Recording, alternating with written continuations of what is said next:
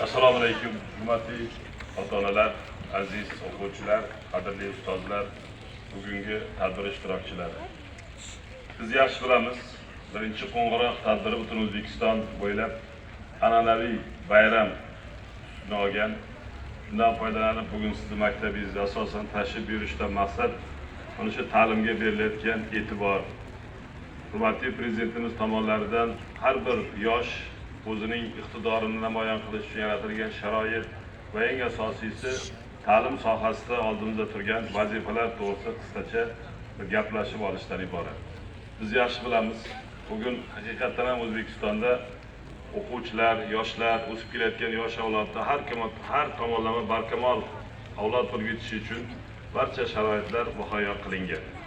Siz ko'zingizning o'ngida bugun bo'layotgan o'zgarishlar, yangilanishlar, yangi O'zbekistonda bugun qo'lga kiritilayotgan muvaffaqiyatlarning zamirida asosan yosh iqtidorli kadrlarning qo'lga kiritayotgan muvaffaqiyatlari, fan olimpiadalarida yoshlarni O'zbekiston bayrog'ini ko'tarayotganlari, sport sohasida qo'lga kiritilgan mislsiz muvaffaqiyatlar hammasi mamlakat nufuzini ortib borishiga xizmat qilmoqda.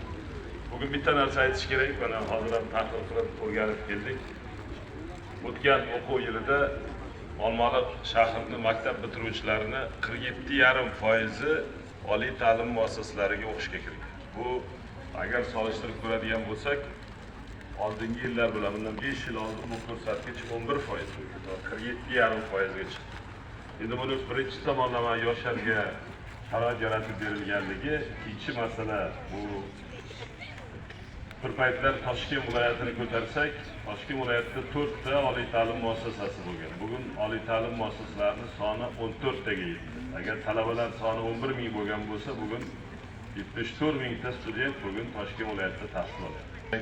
Intizom bilan, harakat bilan, bilimga chanqoqlik ko'rsatgan holda o'qish kerak. Albatta bu yerda ota-onalarning bevosita o'rni juda ham katta. Sababi ota-ona o'z farzandini maktabga, xonadonda maktabga jo'natayotganda unga aniq topshiriq bersa, kechqurun borganda nimani o'rganganini so'rasa, bu birinchi taraf. Ikkinchi taraf, maktabni pedagogik jamoasini mas'uliyati bu yerda alohida o'rin tutadi.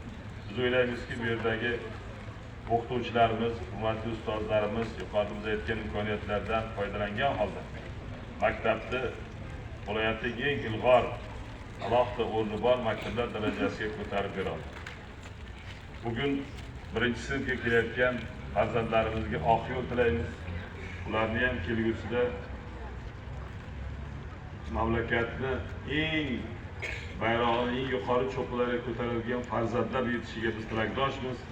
Ularni mana shu qabul qilayotgan o'qituvchilarga, ularni mana shu tayyorlashda, ularni bir barkamol shaxs sifatida shakllantirib berishdagi mehnatlariga, mashaqqatli mehnatlariga omadlar tilaymiz. Katta rahmat hammangizga, bugungi bayram muborak bo'lsin. Rahmat.